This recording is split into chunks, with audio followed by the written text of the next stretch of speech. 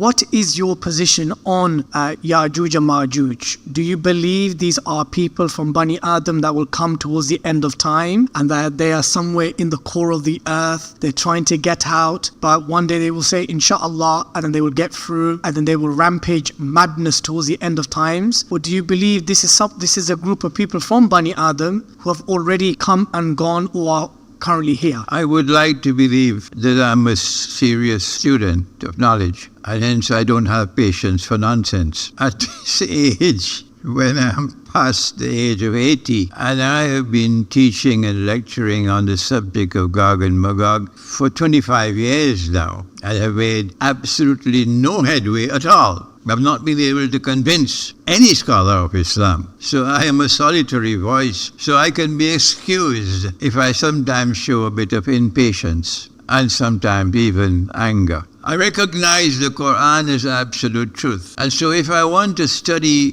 Gog and Magog, I go to the Quran. And when I go to the Quran tells me that Gog and Magog are human beings, that they are human beings who have been created by Allah with extraordinary power, but that their power rests on foundations which are essentially godless, and they use power to oppress. That they will be released into the earth, into the world, at a point in time in history. They were checkmated, that's the best word I can use, by al-Qarnayn, and the world was safe from them. But that was thousands of years ago in Surah Al-Kahf of the Quran. But that one day they will be released. And when they are released from behind a barrier built, then the Quran tells us, and that's where I go first for knowledge, that they will then spread out in all directions. And hence, with just 5 rupees worth of common sense, that's all you need. 5 rupees worth of common sense. That if these are a people with such power that even al-Qarnayn could not fight them and defeat them, but had to contain them, that when they are released into the world and they spread out in all directions, it takes just 5 rupees worth of common sense that they'll take control of power in the world. And this, I speak slowly now, and this is an event which will occur only once in history. So if this has come and gone and you don't recognize it,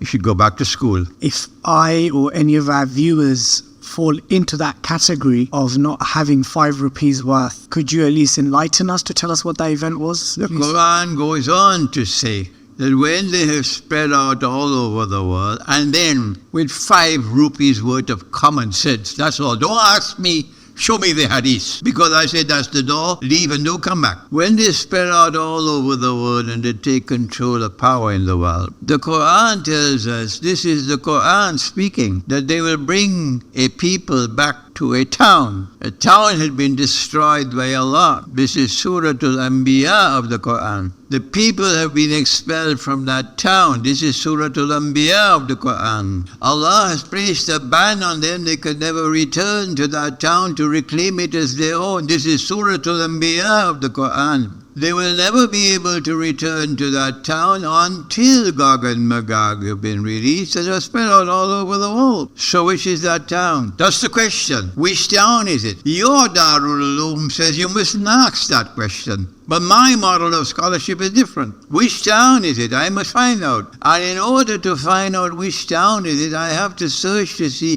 which town is connected with Gog and Magog. And when I do that, it's very plain and clear. Our Prophet, Allah's blessings be upon him, has said that Gog and Magog will be destroyed by Allah subhanahu wa ta'ala in Jerusalem. And so I say, you can say what you want. I say that the town is Jerusalem. I'm confident that I'm correct. And Dr. Muhammad Iqbal came to that same conclusion, and my own teacher, Maulana Dr. Muhammad Fadl Rahman Ansari, these were not schoolboys. These were real scholars. He also came to the conclusion that the town was Jerusalem, and I came to that conclusion. And hence the Quran is telling us, that Allah destroyed Jerusalem. The Quran is telling us that Allah expelled the Israelite people from Jerusalem. The Quran is telling us that Allah placed a ban on them, that they could never return to Jerusalem to reclaim it as their own until Gog and Magog have been released and they are spread out all over the world. And then with 5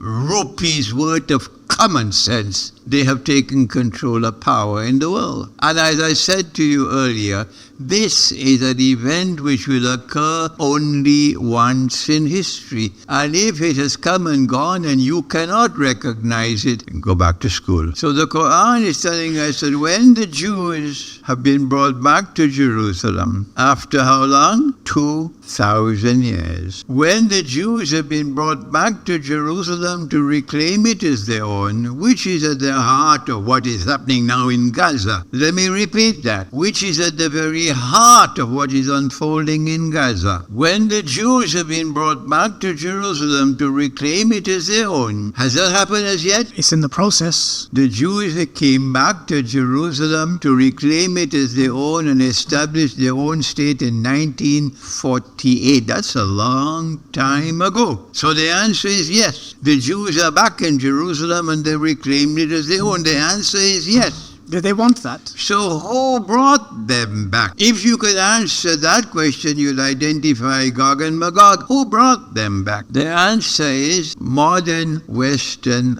civilization, and Russia is not a part of modern Western civilization. Modern Western civilization brought them back, and therefore I came to the conclusion, and Allah knows best, that Gog and Magog are those who control power in the modern West.